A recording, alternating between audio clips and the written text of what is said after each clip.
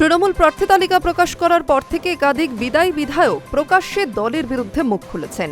তারপর কিছুদিন পেরোলো গোষ্ঠীদ্বন্দ্বের কাঁটা এখনো পুরোপুরি উপড়ে ফেলা যায়নি। সোমবার নারায়ণগড়ে নির্বাচনী সভা থেকে তা নিয়ে মুখ খুললেন তৃণমূল সুপ্রিমো মমতা বন্দ্যোপাধ্যায়। বিক্ষুব্ধদের উদ্দেশ্যে তার সাফ বার্তা, টিকিট পাইনি বলে এটা নয় যে বিরোধিতা করব। স্পষ্ট ভাষায় তিনি বললেন, যারা মানুষের সঙ্গে জুড়ে থাকবেন তারা টিকিট পাবেন, আর না পেলে তা নিয়ে অসন্তোষের তো কিছু নেই। আমি তো কাউকে অসম্মান করিনি।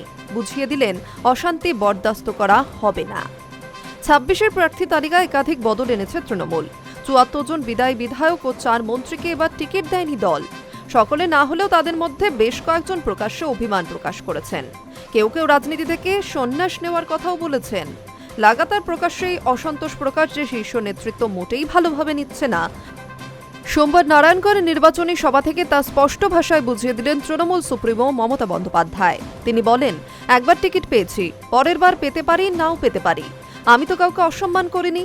আমাদের লক্ষ্য হওয়া উচিত মানুষের পাশে থাকা, ঐক্যবদ্ধ হয়ে কাজ করা। এরপরই কড়া সুরে তিনি বলেন, টিকিট পাইনি বলে এটা নয় যে বিরোধিতা করব। এটা করলে মানুষ পছন্দ করে না।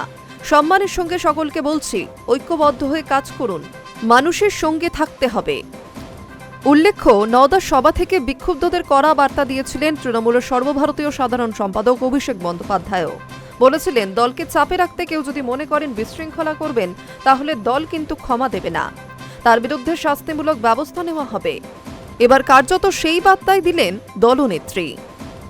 High news network.